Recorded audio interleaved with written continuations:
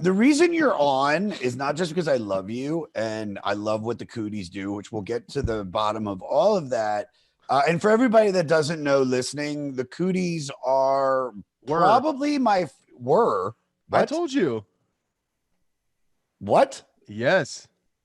No mas. No mas. Por favor. Can you tell me why, or is this like something off camera? The podcast answer is that bands are tough. Yeah.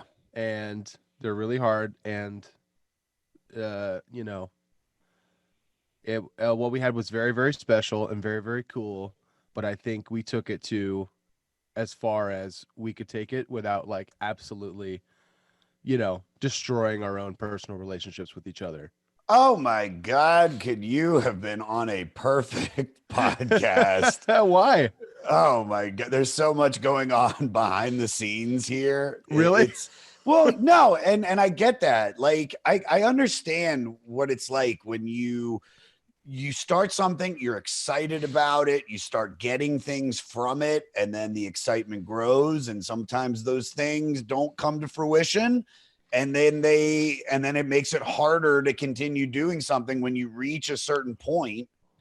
And look, dude, as a solo artist, this is why I always said I didn't do bands, and I gave up on bands and I focused on comedy because I'm a musician as much as I'm a comic. Yeah.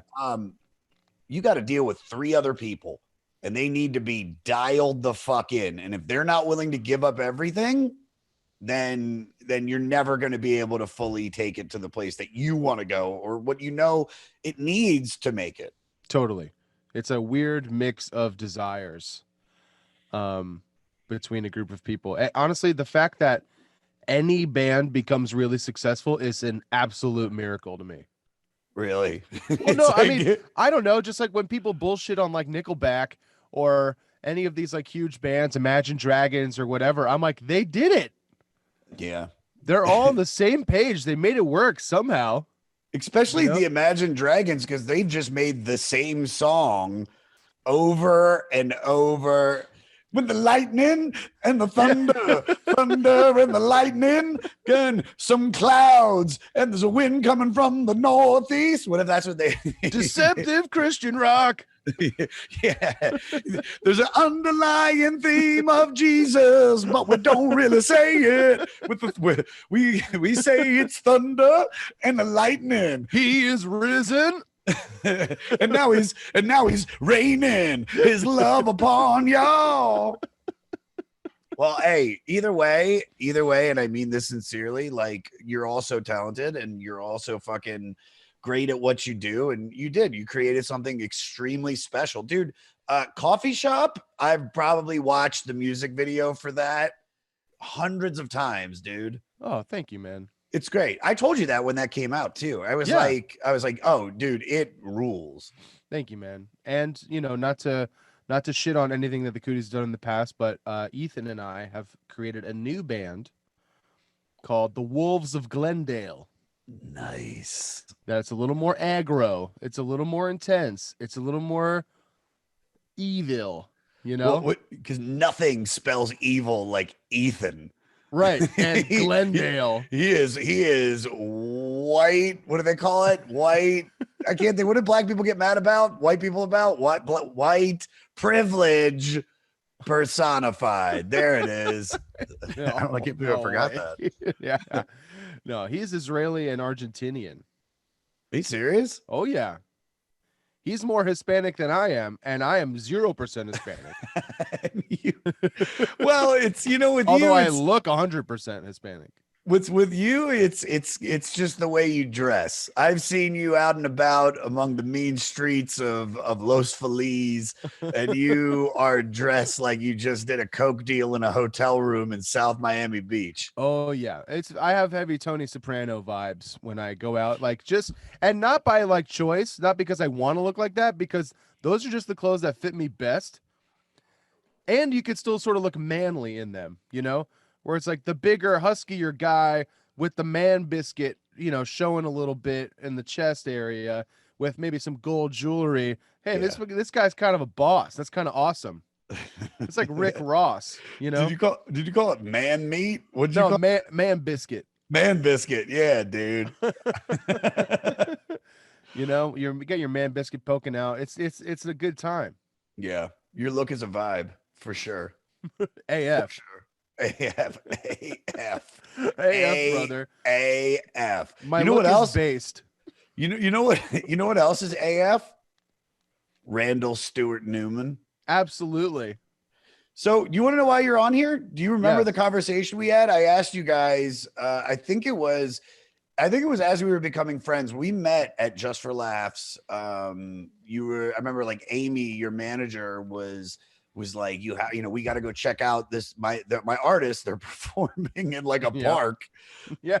And I mean, there's thousands of French Canadians milling around everywhere, and you guys ripped it. And then I remember that night you were drunk and it's late, and we were all talking and hitting it off. And then you started talking about Randy Newman. And then, so I don't know if that was the exact way that it went down that night, but I just specifically you saying the Cooties and yourself were influenced by Randy Newman. Is that true? Oh yeah.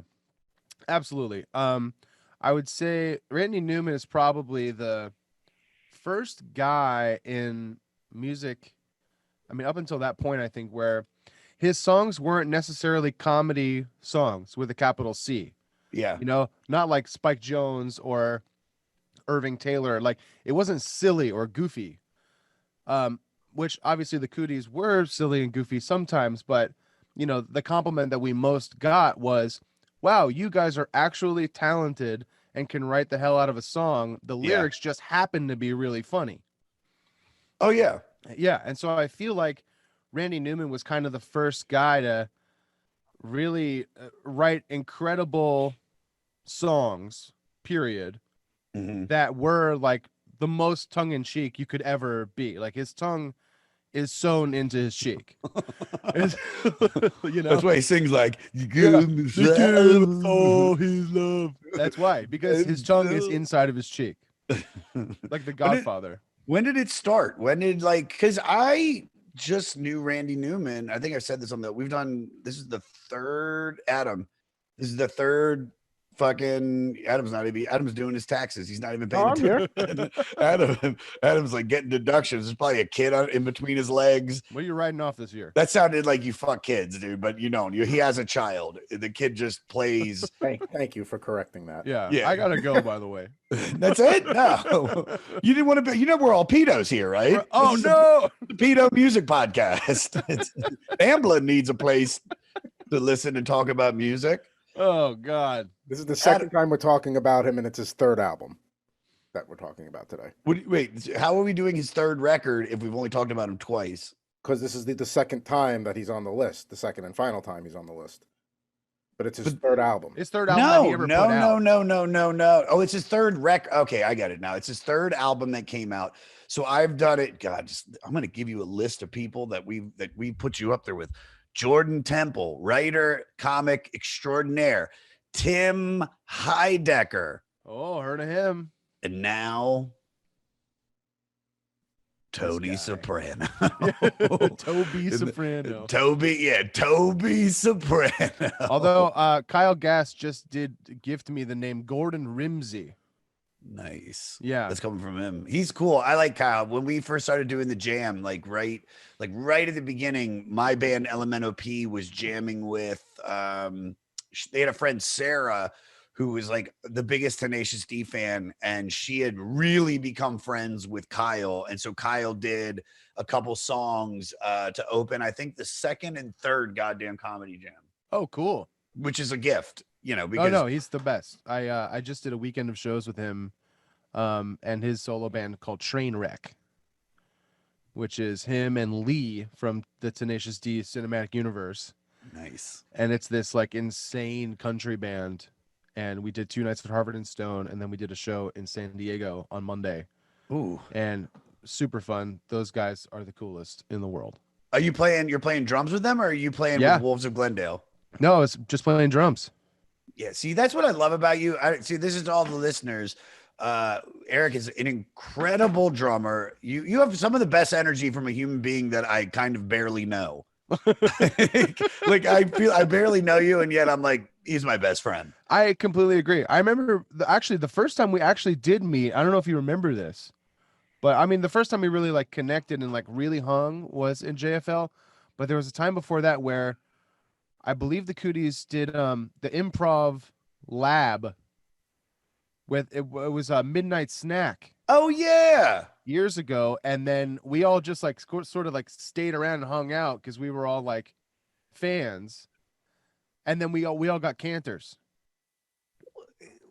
I must have been on. That must have been when I was on perk 30s, dude. I must have still. I must have No, really been fucked up on opiates. Especially those nights, man. Those were when we did the midnight snack. We did. I don't think I did any. To be completely honest with you, the midnight snack fell apart once I got off of painkillers.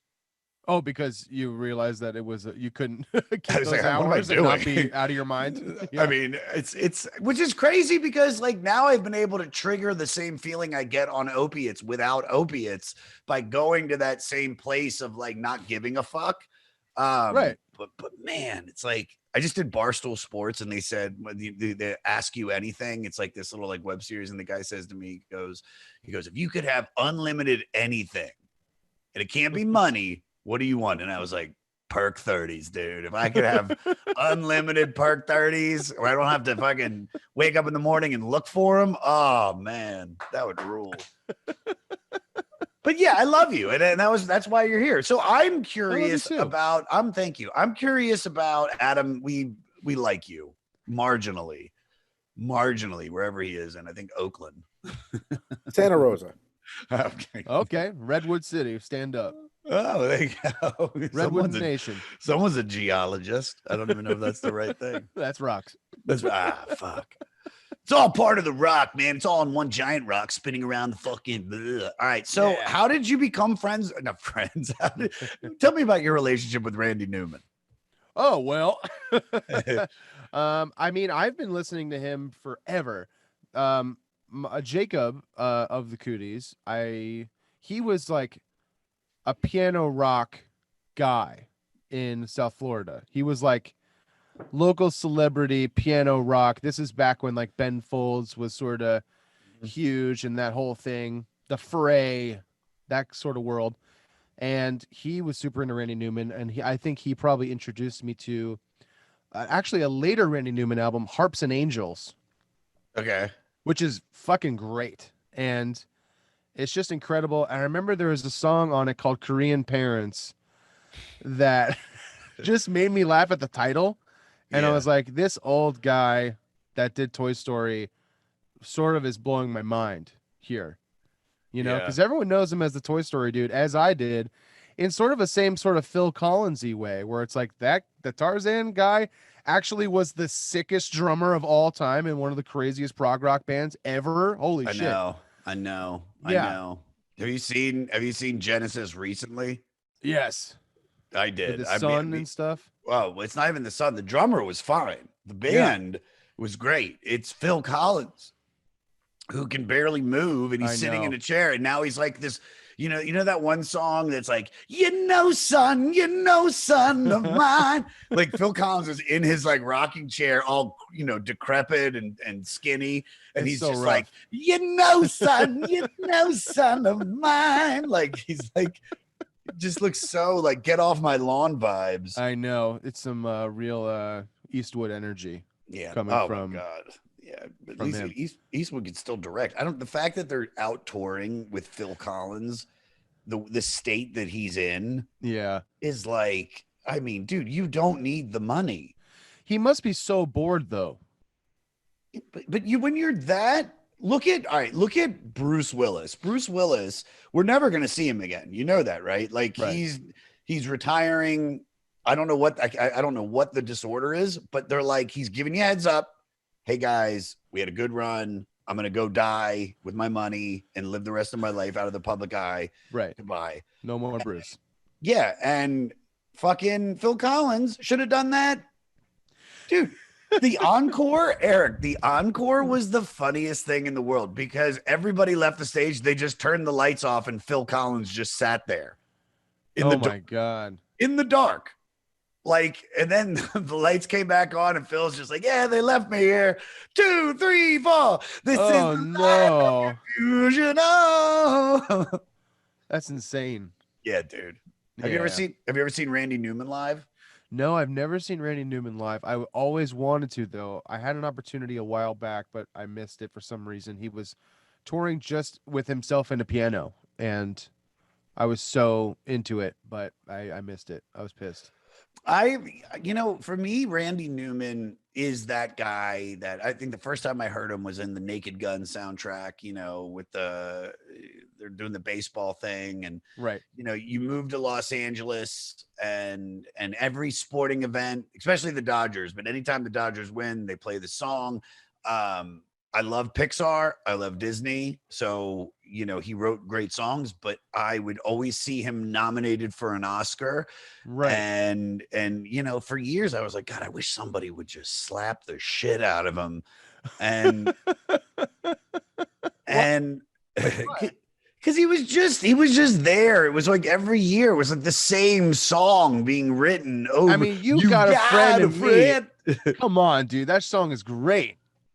No, it is. I'm not gonna Yeah. say it's not. I'm not gonna say it's not. But there was like, there were like artists that were nominated that the years that he was. Phil Collins. Did they go head to head? No. I'm just kidding. I didn't like the Phil Collins. I don't think the Tarzan soundtrack was where it's at. I think. Yeah, You'll Be in My Heart. I think if you're gonna talk about like greatest cartoon Disney, like, soundtracks or songs that were nominated, I would say definitely Can You Feel the Love Tonight? Oh yeah. Circle of Life, like The Lion King knocked it out of the park. Totally. What else? There's Randy Newman's You've Got a Friend. And then did he do Monsters Inc. as well? He did. Well, there's a monster under my bed. How'd y'all incorporate anyway? Well, there's Is that an S corp? Well, the filing their taxes and the monsters too, and the monsters Gotta do the payroll. Yeah. Someone text Martha in HR and tell her that we gotta set up a company picnic to explain sexual harassment training. Well, I mean, I don't know. It's his life just seems so crazy in terms of like, well, all the film scoring stuff makes sense because he's part of a film scoring dynasty of Alfred Newman and Thomas Newman, who did some of the fucking most iconic film scores of all time, even before him. Yeah. So it's like, how do you grow up in a family of like Oscar winning top 1% film scoring people? Like, you must absorb so much. Oh, Such yeah. a young age. It's crazy. I mean, here's the little blurb about him. I don't know how much you know about. You already mentioned that his uncle won the Academy Award. 2 other uncles, both composers, Lionel and Emil. So there's 3. Wait, no, there's 2. Wait, Right. Why did you write Lionel and? Oh God, dude, cut all of that, Peter, the editor. You look like a fucking idiot. Adam, is that you? Sorry. It's all good. I can't get mad at you. Leave that in. The American singer-songwriter is an arranger and composer, pianist, began songwriting at 17, writing hits for the Fleetwoods, Cilla Black, Gene Pitney, and Alan Price. That's all shit my dad would listen to. I could tell. Yeah. He's like, we're going to see Gene Pitney and Alan Price later. And then the 4 freshmen are going to play. Yeah. The Parliaments. I wish my dad liked funk. Yeah. Or you meant like the Parliament Funkadelic, or you mean like Parliament? They're a doo-wop group before they even started. Yeah, my dad hated black people, so I don't know if he would have been into them. Right. Cut that out. Unless I got a laugh. Did I get a laugh? I laughed. All right, good. Then we're good. My dad didn't hate black people, everybody. He loved them. He made his debut as a solo artist with a self-titled album in 1968, then released 12 songs in 1970. And his 3rd album in 5 years is the subject of today's episode. Good Old Boys would follow in 1974. We already did Good Old Boys. So a little more about that. Randy's pop songs of the 1970s earned him a reputation as a songwriter. Influenced by Ray Charles, He released 7 albums, 68 to 83, but it was his 77 song Short People, Right. controversial parody about bigotry, that became his biggest hit. From that time, he has concentrated on writing film scores, including Ragtime, The Natural, and scoring 9 Disney Pixar films, all 4 Toy Stories, A Bug's Life, and both Monsters Incorporated, and the first and the third Car films. The real question is, why didn't he do the second Cars film? That's the hard-hitting question. Find that out, Adam. We need a carspiracy. Yeah. Is afoot. It's a carspiracy, dude. He has worked and covered the list of people who have covered his work. I mean, Neil Diamond, Pat Boone, Bonnie Raitt, the Everly Brothers, Streisand, and Bette Midler, and Three Dog Night. Three Dog Night. Oh, which is off of this. He right? wrote What is Loneliest Number? Well, no, he wrote that for them. Oh wait, You Can Leave Your Hat On is never mind. That's the other guy. Right. That's No, Randy Newman did You Can Leave Your Hat On. Yeah. It's off this record. But I'm talking about who made it famous? Joe Cocker? I don't know. Hold on, let me look that up. Adam, look that up too. Yeah, so this is his list of career accolades, okay? Joe Cocker and also Tom Jones did a version of it. That's it. Ooh, that's the cool. famous one. So he has been nominated. Do you want to take a guess? 89 million times. Okay, that's ridiculous. There's not ever been that many Oscars. Not after last week. No.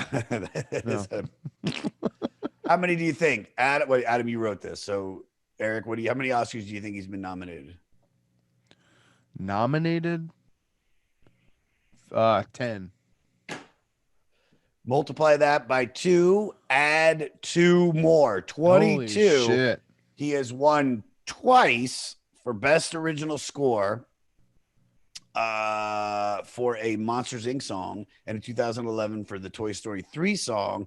He's won 3 Emmys, 7 Grammys. He needs a Tony to get the EGOT. Sweet EGOT. Yeah, dude, that's a hard one to get. That is, and some of the people that have it, you're like, really? Yeah, doesn't like Whoopi Goldberg have like an EGOT or something? Whoopi's got an EGOT, dude. My dad had an EGOT. Adam has an EGOT. We all have EGOTs on this show. Everybody's got an EGOT. Adam EGOT. If you're listening to this booker at the Comedy Store, not no more. Now he's the Joe Rogan booker. Oh, yeah, okay. dude. He's been gone. Now it's Emily LaFord. I love her. Big shout out to Emily. Okay. If you are listening to this podcast to show me that you're listening to it, I want you to hashtag we all gotta EGOT. We all gotta EGOT. Newman about his own music. This is from him. By the way, he's in the Rock and Roll Hall of Fame and he's in the Songwriters Hall of Fame. This is Newman about his own music. One thing with my music, you can't sit and eat potato chips and have it on in the background at a party. I would 100% agree with that because it's so lyrical. Is that what attracts you to his music? Is it the melodies or is it the lyrics? It's both. It's incredibly written music, chords and melody. And on top of it, you have to listen to every word you're going to miss. If you miss a minute of, Sail Away or Political Science or something, you're like, oh my God, what did I miss? And just the themes that he's talking about aren't like, hey, it's Friday night. We're going to live forever. I'm going to go drive my car off of a bridge.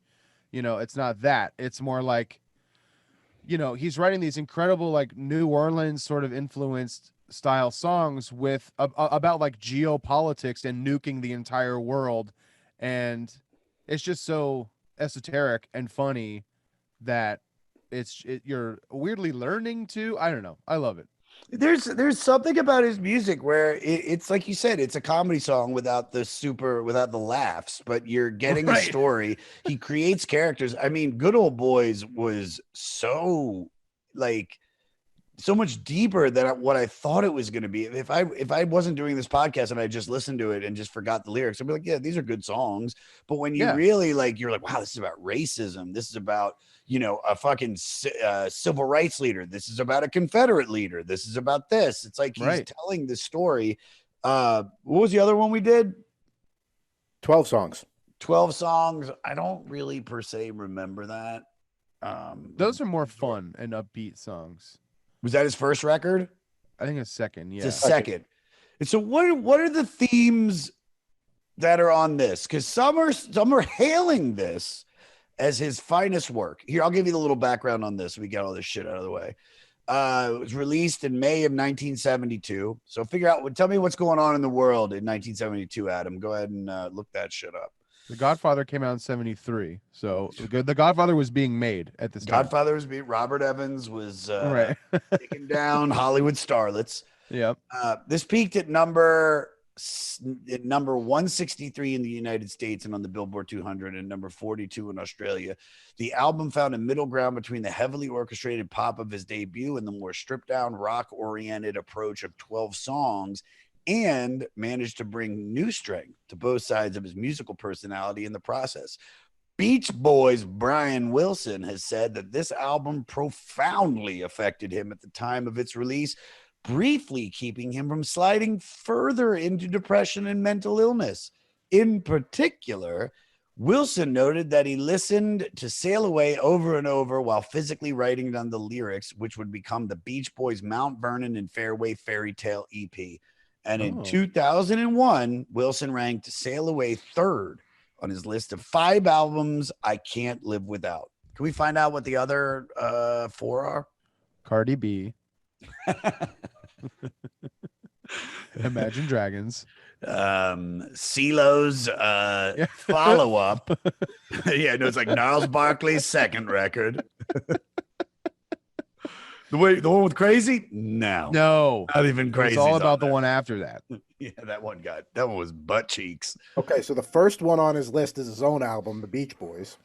Number 2, Between the Buttons, Rolling Stones. 3 is Randy Newman, Sail Away. 4 is Revolver, Beatles. And then 5 is Sgt. Pepper's Lonely Hearts Club Band by the Beatles. Okay. It's pretty wow, isn't that funny? Isn't that funny that his top 5 records, was there 3 Beatles records?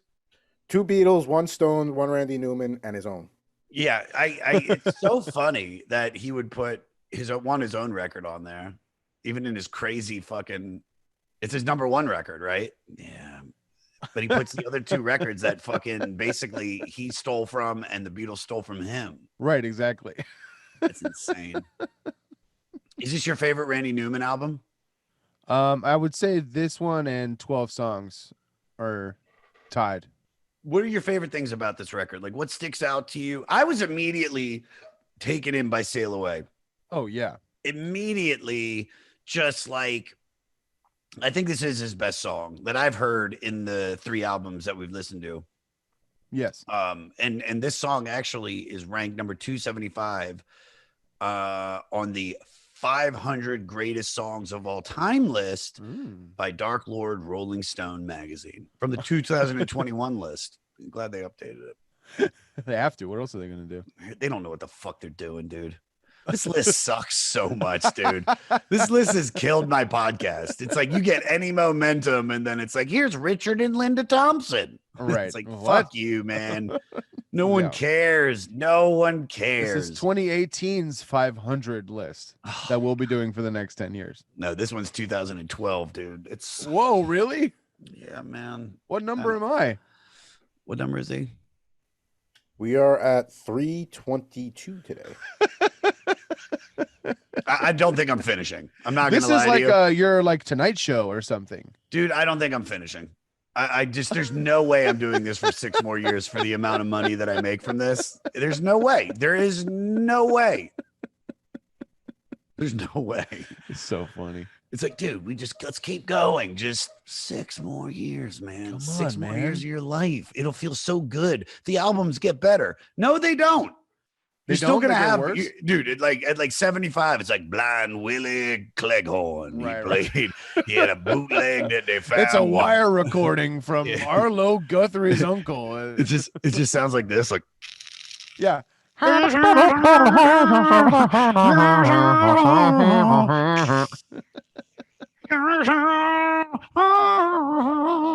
It's like, who picked that? Fucking the lead guitarist from the Rolling Stones. You gotta Yeah, put right. Blowing Willie Cleghorn on there, man. I wouldn't have written any of the songs if Blowing Willie Cleghorn on. Let me put another track on. No, seriously. skiffle. Listen to this other song. It doesn't sound like the other ones. Hold on, put it on. Oh, shit, dude. Oh my god. What do you think Randy Newman has found so much success scoring films? And let me take that again. Pick this up from here, Peter. Why do you think Newman has found so much success scoring films and scoring films and you know and doing songs for movies, but not on his solo records?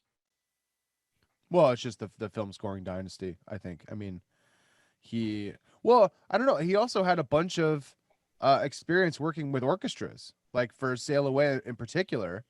Like that's what drew me to the album mostly, because it was basically just like him and an orchestra.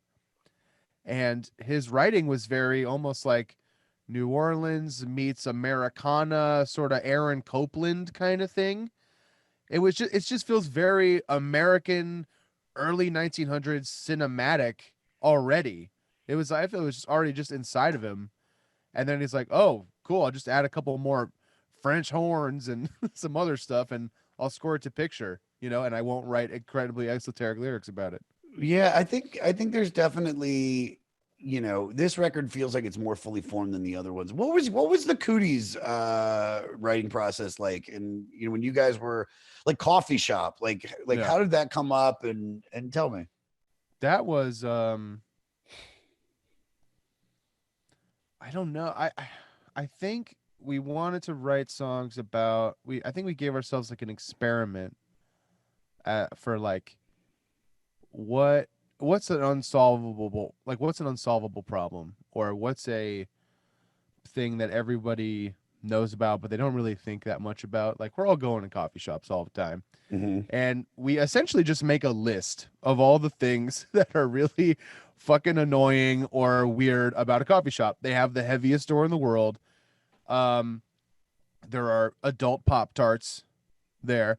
And then we essentially just list them over music. And then, we could comment on it or use that as like a basis, as like a tangent for the bridge where, oh my God, I always shit in this one coffee shop, and I know that the barista killed a guy by accident, and no. And now we're back into the coffee shop where, this person's writing on a laptop, and this, it's sort of just like, yeah, the relatability factor for that, I think, for that song specifically was what drew us to it, or how it happened so naturally.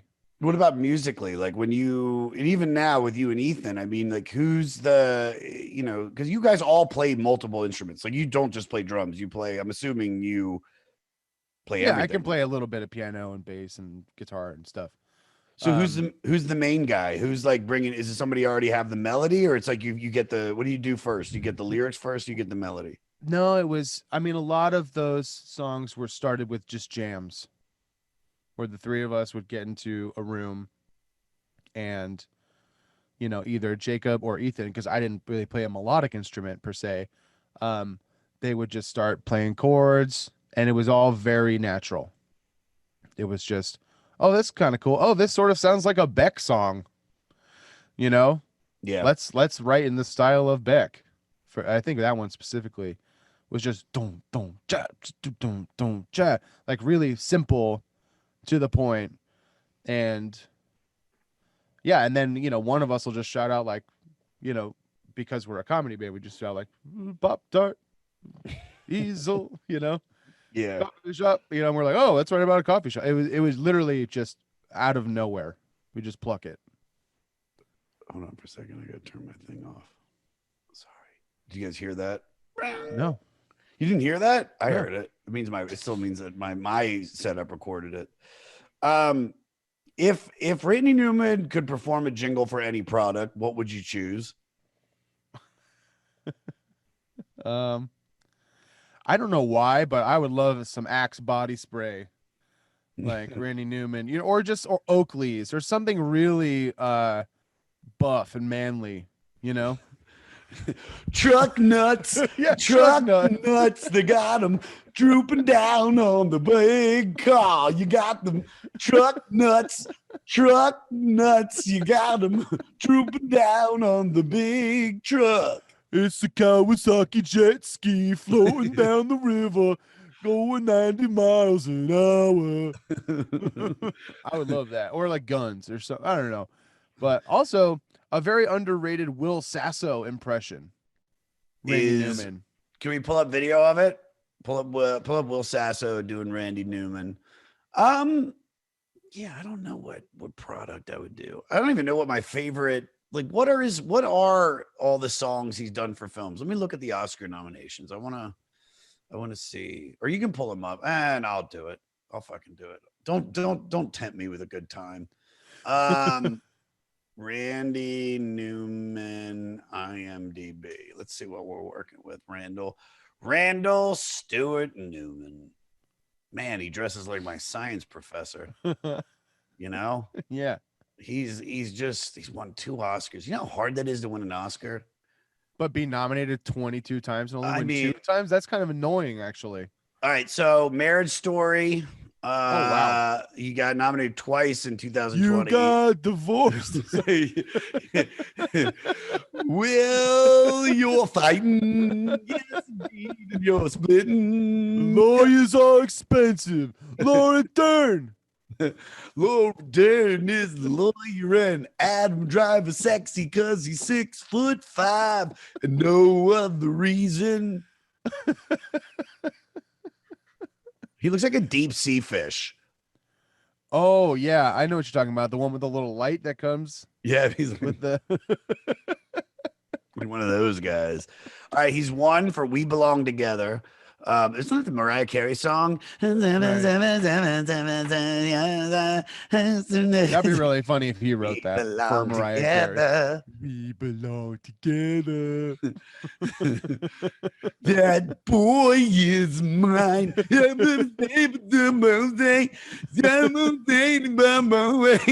That girl is poison. Yeah. All I want to do is zoom, zoom, zoom, and a boom, boom, boom. Just shake your arm. I could just do Randy Newman singing R&B songs of the late 90s all day long, dude. It's basically Jamie Foxx's Prince bit, except we can do it. Oh, yeah, dude. Ghetto superstar. That is what you are. Coming from afar. Give me everything you got for this wedding. If I ruled the world, free all my sons. Never tame them, baby. Black time and world. Got 99 problems. but a bitch ain't one. In New York. I'm making a follow-up to the LA song. Yeah. I love New York. New York. You gotta fight the powers that be. Fight the power. That actually sounds like the song. That sounds like Chuck D. That does. No, that sounds like Flavor Flav for sure. Elvis was a hero to most. Elvis was a hero to most. Elvis was a hero to most, but he never something. He was up some straight up racist. And Sucko was simple and motherfuck him and John Wayne. He was nominated for Pig in the City by Babe. Holy shit. Meet the Parents? God, that's probably Meet the Parents. Flying under the radar, dude. I mean, James and the Giant Peach from '97, Pleasantville. I remember that. You remember Avalon? That's like No. that's like what's that guy that famous Barry Levinson's like basically like autobiography about his life growing up as a Jew in Baltimore. All Jews in Maryland had to watch it. I think I watched it in Hebrew school. Really? I've never heard of it, and I'm incredibly Jewish. Watch it. You'll love it. It's very sweet. Okay, Elijah Wood, better than A Simple Man, because that's a good Jew story. Similar? Not at all, because that's Coen Brothers world. The Coen Brothers world is like, that's like a whole fucking. Wait. Who's Barry Levinson? Rain Man, Oh, I'm thinking of Diner. Barry Sonnenfeld, who That's shot the Coen Brothers movies, and I was like, oh, I thought that was. he did I thought Raising that was Arizona. connection. Yes, I don't think he did anything. He might have done Hudsucker Proxy, but I I think he doubt did the first three. Blood Simple, Yep, Raising Arizona. and Miller's Crossing. Is Miller's Crossing before? Yeah, I think it is. Yeah, you're Yeah. right. Yeah, I could see that. That's Yeah. my buddy's favorite by them. I still like. What's your favorite Coen Brothers movie? That's tough, man. I mean, I gotta say, No Country for Old Men or Fargo. Come on, it's between Fargo and Raising Arizona, without a doubt. Fargo's. Yeah, I mean, perfect. they're all so fucking good. It's hard to even choose. I gotta say Raising Arizona just for the song. But Fargo. Here's the thing: is that Fargo is in my top 10 films I've ever seen. It's one of my favorite movies ever. But Raising Arizona is something I can watch anytime. Yeah. But Fargo, I appreciate more. Oh no, Bobby Lee's calling me, which means he's canceling. Fuck. Fuck. You're recording him next. No, he's not canceling the podcast. He's supposed to do the jam. I think he has Oh COVID. shit. Oh no, it's going around again. Dude, if I get it, I'm not telling anybody. I'm just Hell going no. about life. I'm done. I am done. Right, Leck? Yep, she's over it too. I've had it twice, dude. I've had it twice. Really? Yep, I had the original straight from Wuhan. Mhm. Straight from Wuhan. And then I had the re-release box set that came out a few weeks ago. The remastered, edition, Remastered, the director's cut. couple extra tracks. You know what I mean? It was good. It was Yeah, good. They were good. both fine. They're both Yeah, fine. Not sure. like not overwhelming. What is the genius of Randy Newman songs? The genius of Randy Newman songs is he's able to, a lot of it, in my opinion, is gallows humor. Like, it's gallows humor that is very just easy to listen to. Like, you know, the Monty Python records were silly, you know, always look on the bright side of life.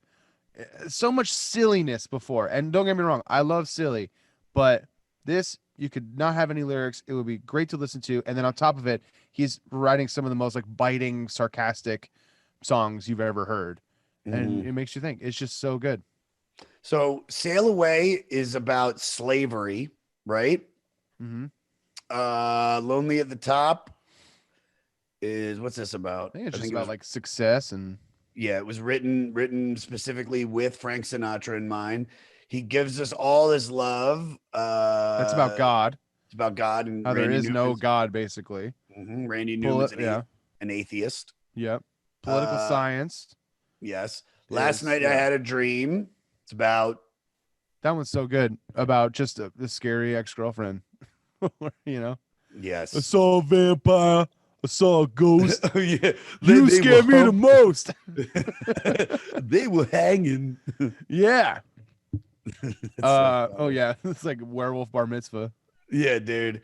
Simon Smith and the Amazing Dancing Bear. It's about a sincere young man of modest means named Simon Smith who entertains affluent members of the public with his dancing bear.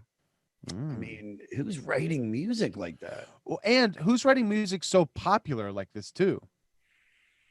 Where it's like the fact that that even was in the zeitgeist. Like I remember he did Short People on Saturday Night Live. Did he really? Yeah.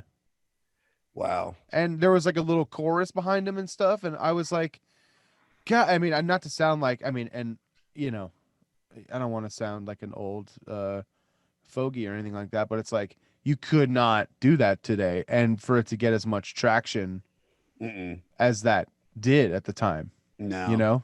I agree. Old Man rules. Political Science. That's a great song. Oh, yeah. I mean, and This then Burn nuclear On. war song. Yeah, Crazy. dude. I mean, Burn On, Memo to My Son, Dayton, Ohio. You Can Leave Your Hat On. That's, I mean, I feel like this is, I mean, out of all the songs that are on this record, this song has probably had the biggest shelf life. Am I right? Oh, yeah. It's so had, good. It's had, you know, you got the Joe Cocker version. It's featured on the soundtrack to 9.5 Weeks. You ever see that? No. 9.5 Weeks, dude. It's like, it's straight up like Kim Basinger, like naked and just fucking throughout the whole movie with Mickey Rourke. And this is when Mickey Rourke was Now I'm gorgeous. listening. Not like his face now that looks like it's like a like like a like a Leather face. like a bruised bag of oranges, just like terrible. Like I look at Mickey Rourke and I'm Looks like, like his face looks like a flank steak. yeah, dude, and he was gorgeous. That's the craziest shit. That's like, it was like Jennifer Grey from Dirty Dancing. Like she had that nose, and that nose was what made her awesome. And then she chopped it down, and her career was over. Same thing with Mickey, man. Mickey was he was the next Robert De Niro. And then he got into boxing because I guess he started losing his fucking mind. Who knows? Or he's partying, whatever the fuck. And then he gets his face mauled, and then he's playing that fucking caveman guy in Sin City. Yeah, which I love, by the way. That movie rocks. Sin City rules. Yeah, no diss on Sin City, but I'm dissing, dude. It's like I'm trying to think. Yeah, dude, look at that. Look at that. That's unfortunate. Get rid of the press escape or double. Look at that, dude. Gorgeous. He has the fucking River Phoenix hair fall. Yeah, he has 2 spit curls. Oh, is that what they're called? Yeah, little Superman spit curls. Oh, man. And now he just looks weird. Yeah, he looks crazy. You know who can leave his hat on? Mickey Rourke. Leave it on, dude. Leave your hat on. Leave your hat on and cover your face with it. Wait, do we know who played drums on? Yeah, here, I'll find out. I got it all right here. So here's who's his backing band for this. Was this Jim? What's his name? There's a few. There's a few guys. I got 3. Jim Keltner. Yep, one of the Gene greatest. Parsons. Okay. And Earl Palmer. Earl Palmer, man, one of my favorite drummers. Same with Jim Keltner.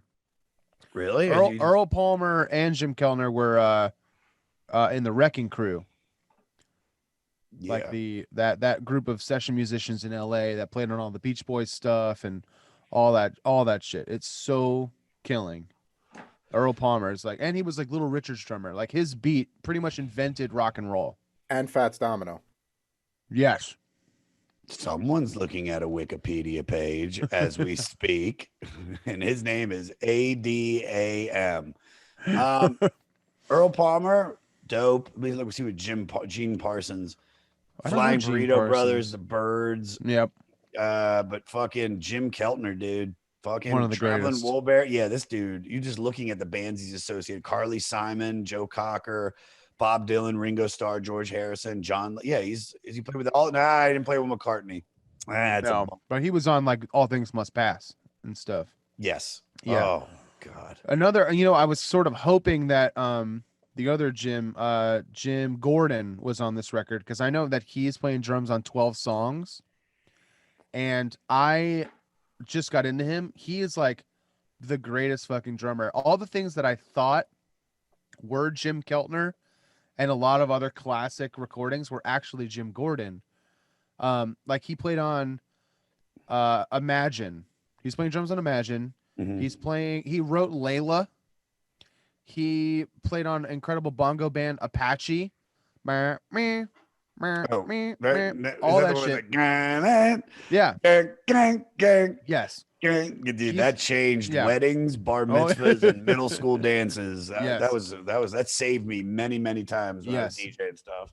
But what's crazy is that no one really talks about Jim Gordon anymore because he went insane and murdered his own mother.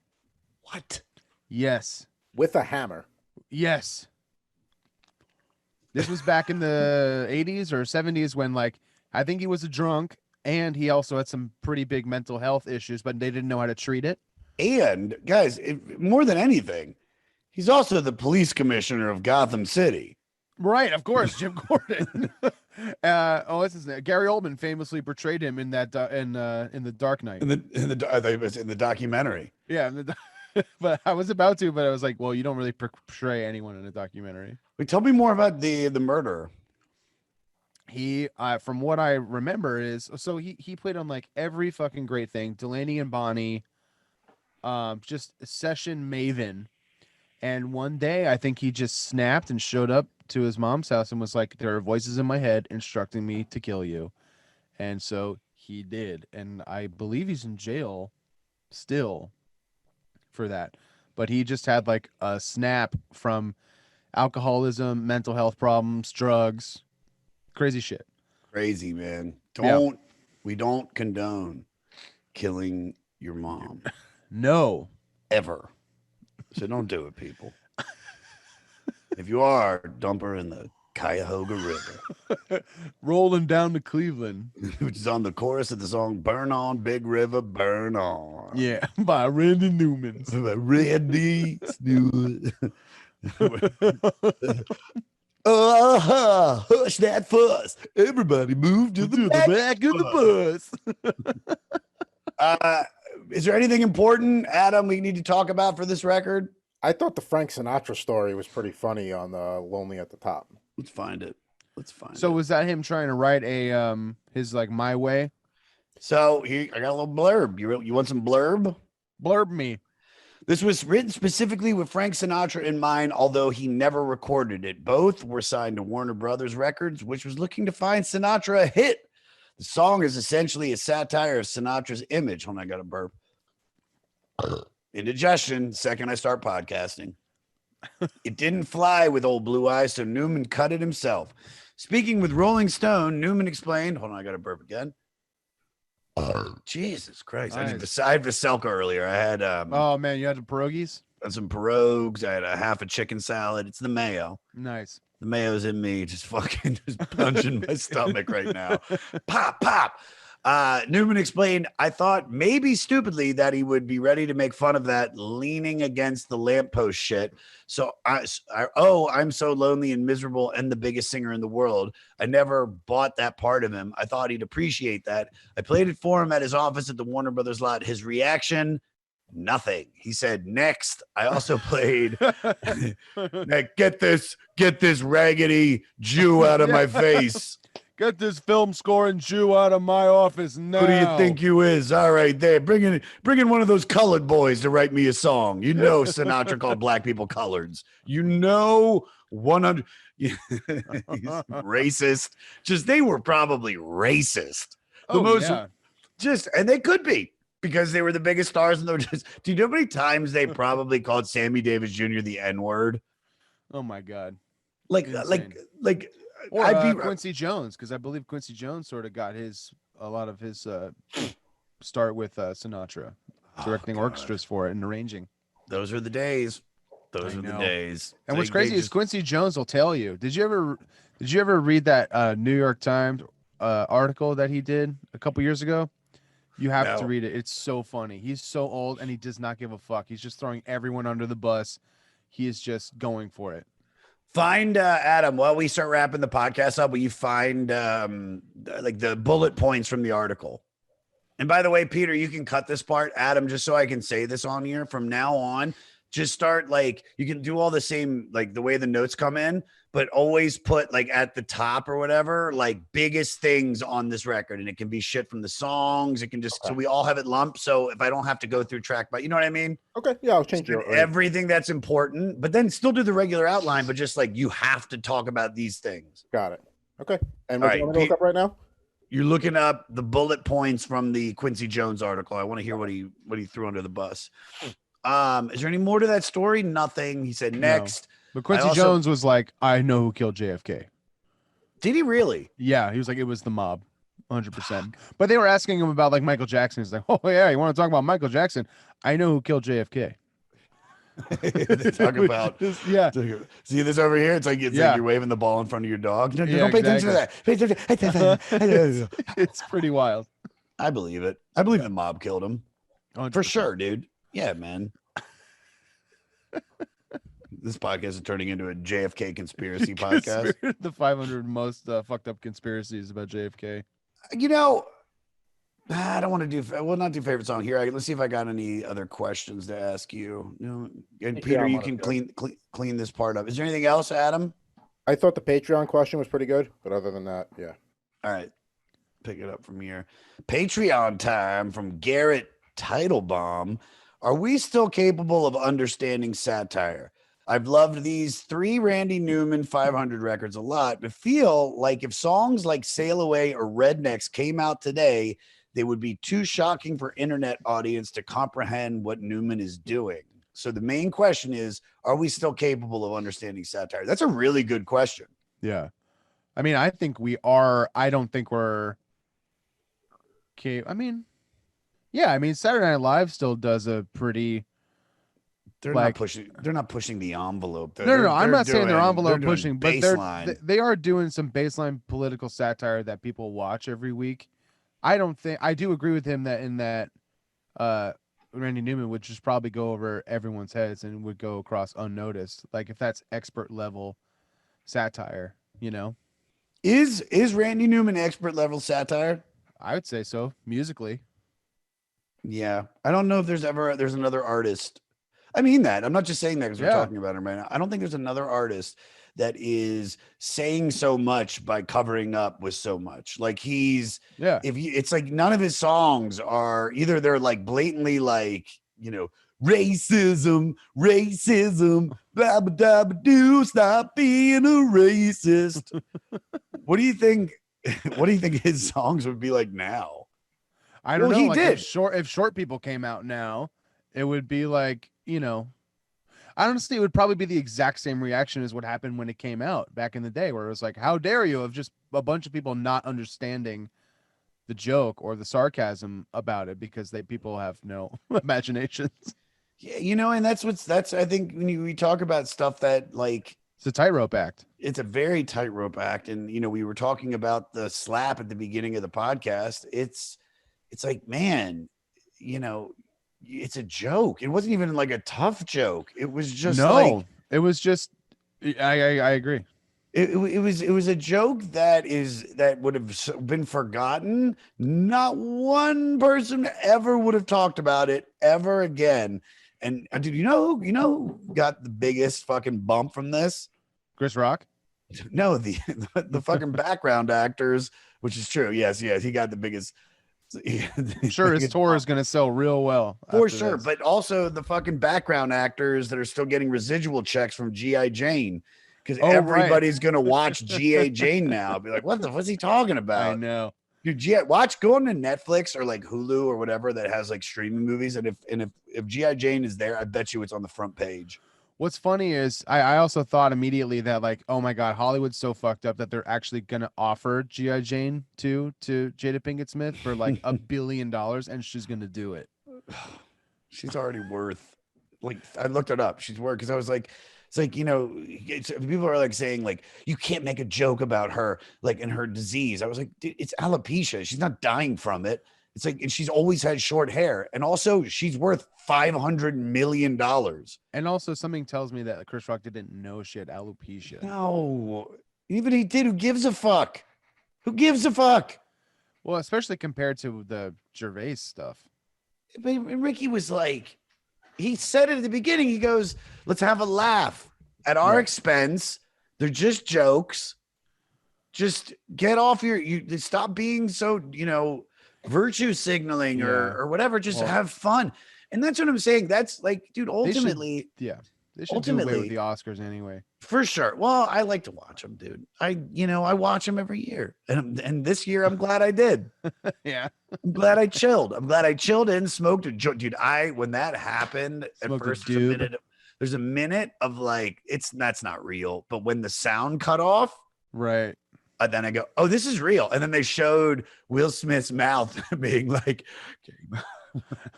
I was like, oh my God, this bit is going on off the rails. It was great. It's still, I don't ever want to hear Will Smith say, keep my wife's name out your fucking mouth again. I get like trauma from it. I know. You know whose name I'll never keep out of, I'll always keep in my fucking mouth? What? Yours. You cute guy. You cutie patootie. You cutie. Anything else? Adam, do you guys have do you see this quote from from Quincy Jones?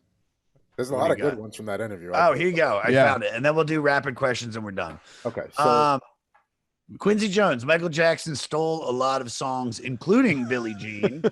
I've heard that. I think we know the song. I think either we've covered it or Didn't we, Adam? Predates me if you did. He also said State of Independence was another song he stole. Which one's State of Independence? Donna Summer. I don't know that one. No, me neither. He called the Beatles trash. The quote was great. I'll send in another message if you want. That's from you. All right, he goes, is this it? Yeah. Adam, Yes, I just sent it. You know how to podcast? Know how to read? Oh! Keep my name out your fucking mouth. Keep my name. It's Randy Newman doing it. I said, keep my name out your fucking mouth. Keep my name out your fucking mouth. Gia Jane 2. We're going to the movies. Jada Pinkett Smith. All right. Is this the quote right here? Yeah. All right. So this is what he said. He goes that they were the most, let me take it again. That they were the worst musicians in the world. They were no playing motherfuckers. Paul was the worst bass player I've ever heard. And Ringo, don't even talk about it. I remember once we were in the studio with George Martin and Ringo, taking 3 hours for a 4-bat thing he was trying to fix on a song. He couldn't get it. We said, mate, why don't you get some lager and lime, some shepherd's pie, and take an hour and a half and relax a little bit? So he did, and we called Ronnie Varell, a jazz drummer. Ronnie came in 15 minutes later, tore that shit up. So funny. That's so funny, dude. I don't care. The Beatles sucked. I'm 95 years old.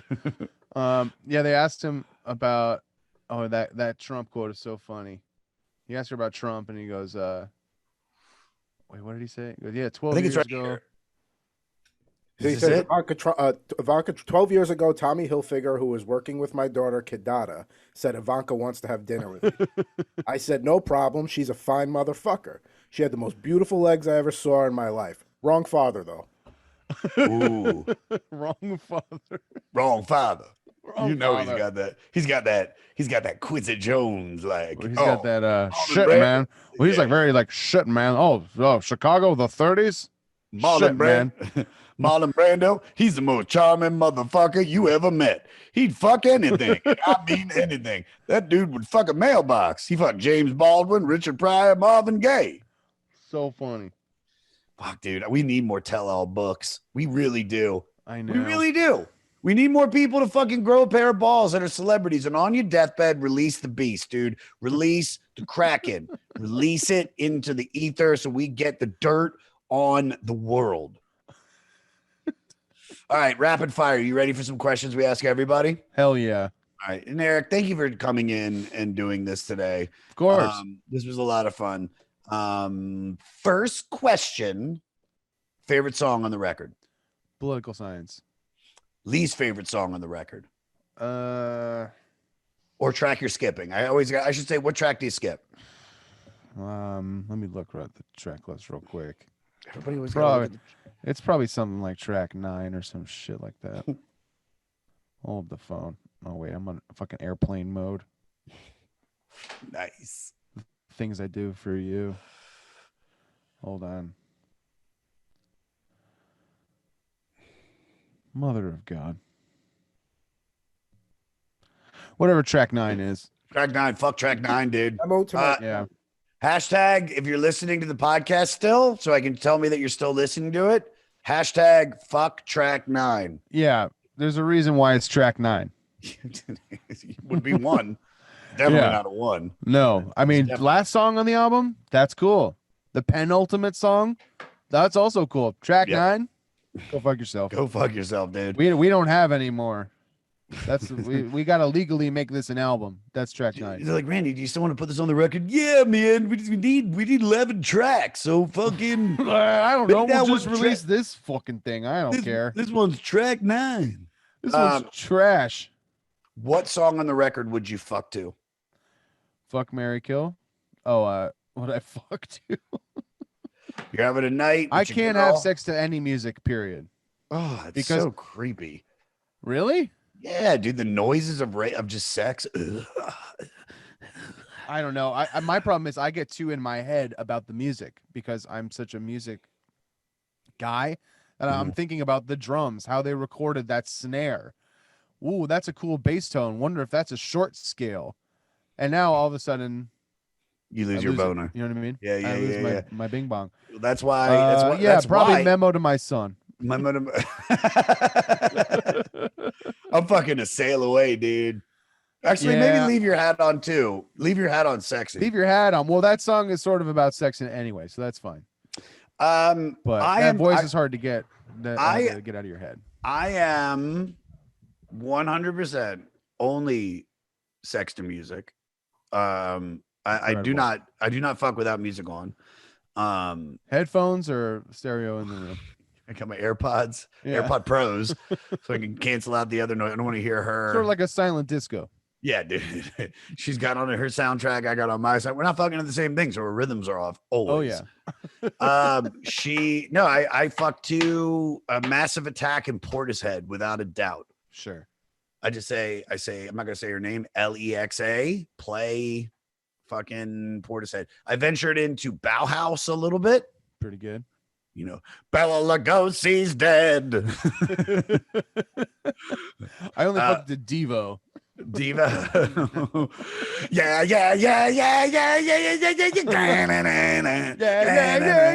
Sorry.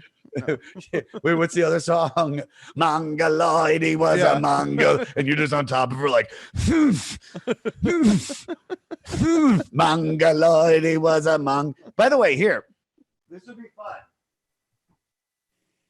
This will be fun, and then we'll end on this. Okay. So I don't know if you guys know this. All the Fleece Army, Caduga, whatever the fuck I call you guys. I am a member. Tom Morello recommended me to be a voter for the Rock and Roll Hall of Fame. Amazing. So here you get. This is so I have to get my Baba Booey. You know, some other people too. Besides just, but it's nice to be connected with big teeth. These are my rip on him for being in the voting. It's like, who's voting for this? And it's always like fucking. It was actually it was a weird message. Like I talked to Tom, you know, very sporadically since I moved to New York. And you know, mostly it's like check-ins, like, yo, how you doing? Blah, blah, blah. Saw that. But he out of nowhere was like, dude, I'm recommending you to be a voter for the Rock and Roll Hall of Fame. And incredible. Which is great. And so looking at this list, I mean, this is who we've got. All right. So you got to pick 5, maximum 5. So you have Beck, Pat Benatar, Kate Bush, Devo, Duran Duran, Eminem, Eurythmics, Jadakiss, Judas Priest, Jaden Smith, Fela Kuti, Chumbawamba, Bela Lugosi, MC5, Dr. Demento, New York Dolls, All Saints, that British vocal group. I'm making up fake ones. So many. Yeah, no, I've added so many. Dionne Warwick, A Tribe Called Quest, Carly Simon, Lionel Richie, Rage Against the Machine, Dolly Parton, New York Dolls, MC5, Fela Kuti, Judas Priest, Eurythmics, Eminem, Duran Duran, Devo, Kate Bush, Pat Benatar, Beck. Damn. More people have told me that I need to get Kate Bush in so the ones that I'm getting recommended the most are Judas Priest, Dolly Parton, but she also took her name off. I agree with that. I think the same thing with a lot of hip hop music too, where it's like there should be a hip hop Hall of Fame. Yeah. I'm not trying to be exclusionary here, but it's like I agree with Dolly Parton. It's like it's almost like she doesn't make rock and roll. It's okay.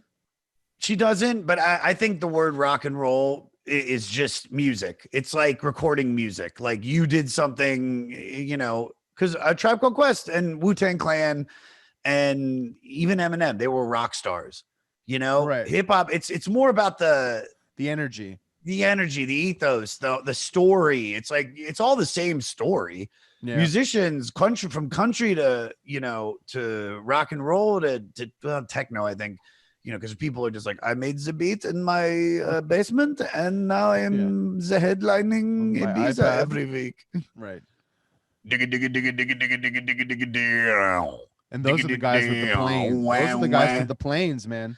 Yeah, dude. All right, so here's who I think. All All right. right. You guys tell me if I'm crazy. So without a doubt, I got to go with just my personal favorites, just because they're mine. One, Rage Against the Machine. Easy. Beck. Easy. Love Beck. Beck Odelay and Sea Change. Dude, I remember when not the newest record, but the one Morning came out. I think it was in 2013 or 12 in October. It was October of 2013. And I remember when I finally saw it released because I bought it and I downloaded it illegally, but I downloaded it illegally like a week and a half before it actually came out. And then I just sat on my computer in my bedroom and just listened to it and just like cried. Yeah, it's so good. So good. He deserved it for Sea Change and Odelay. Should not have gotten it for that. But yeah, but I have to put Beck. And our booker, Emily, got really mad at me. And she goes, dude, he's got more time. You know, it's too early to put him in. I'm like, I don't give a fuck. I think as soon as you're eligible, you're eligible. You're eligible. It's like 25 years, right? Yeah. But and then I'm gonna say, because I also love them, and I don't think out of all these people, they deserve it the most, but I know that I have to be the one people to vote for them. A Tribe Called Quest. Easily. Because of Midnight Marauders and for Low End Theory alone. Yeah, absolutely. Who else now? Who are the final two? I mean, yeah, it's hard to say because I do love Kate Bush. See, that's so many people, but I've never listened to her. I put her She's on. Really cool. You would like Kate Bush, though. Yeah, I do. Yeah. There's a really good song called Babushka that she wrote that you should check out. It's really good. And a lot of it was produced by Brian May from Queen. From Queen? Yeah, it's really cool. I don't know. Who else is on the list? I'm already Pat Benatar. So I'm leaning towards. So here's who I'm leaning Pat towards. Benatar should get in there. She's badass. I'm leaning towards Pat Benatar. I'm leaning towards Devo. I'm leaning towards Duran Duran, Judas Priest. And I think that is MC5, man. I just know there'd be no Rage without MC5. Yeah. I would say it's hard, but it's torn. I'm torn between MC5 and Devo. Mm-hmm. Duran, man. Well, Devo, I think is going to be in there because I think Devo rules, dude. And I love Josh Freese, and I've had Gerald Casale on my podcast, and he was such a nice guy. And dude, we had to go to Gerald Casale's house, like literally the NBA shut down on that Thursday. Yeah. And then it was like COVID. And I went to his house on Saturday. He was so afraid, but he lived in such a cool house in Venice, dude. Like really like a Devo house. Yeah. It lived up to the band that he's in. Amazing. From the architecture to the fucking coffee table books. It was like, this is cool. Shit. That's cool. Who do you guys pick? You got to pick two more quick. You got 10 seconds. I'll go Devo and Kate Bush. Adam? I'll go Devo, and this is personal preference, Judas Priest. I mean, they're touring for 50 damn years. I mean, I know, and that's who. And Judas Priest, Rob Halford was so fucking great. Not one of the great voices in. Yeah. I don't know. I'll tell you this. I'll tell you this story, and then we'll be done because I think this is a good one about why I want to put Judas Priest in there. So in the middle of the pandemic, I went up to Big J's in New York, and I was staying with him, and he's like, hey, do you want to do SDR show tonight? We have Sebastian Bach on. And I was like, of course, dude. So 8:00 comes, we're all on Zoom. Sebastian comes in, and we're all talking about music for like 2 or 3 minutes. And then we start talking about Rob Halford, and Sebastian's like, yeah, man, it's like nobody had a voice like Rob Halford. He didn't even warm up. He was just ready to rock. And Big J then goes, yeah, well, I bet you he had another technique we just didn't know about, and it was pretty gay, like just gargling cum or something. And fucking Sebastian Bach goes, whoa, man.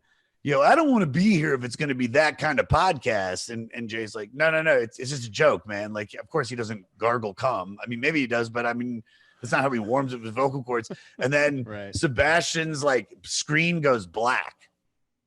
And we're all like, Sebastian, hey, you got to turn your camera back on, buddy. Sebastian, you got to turn your camera back on. And Sebastian, after a little break in silence, goes, bloop. I can hear you loud and clear, man. Bloop. He's gone. Whoa. So we have that happen. And then it just so happened that Rob Halford was about to come on the podcast in like 3 weeks. So I go back up to New York and I'm like, yo, I want to be on the podcast again. And we're all on our Zoom. Rob Halford's there and Big J, so nervous when he explains it to him. He's like, dude, I'm sweating right now. I have to tell you this. And he explains this story. And Rob Halford goes, well, 2 things. One, I have to thank Sebastian Bach for being such a good friend that he would even imagine. I can even imagine him sticking up for me in that situation. And I love him.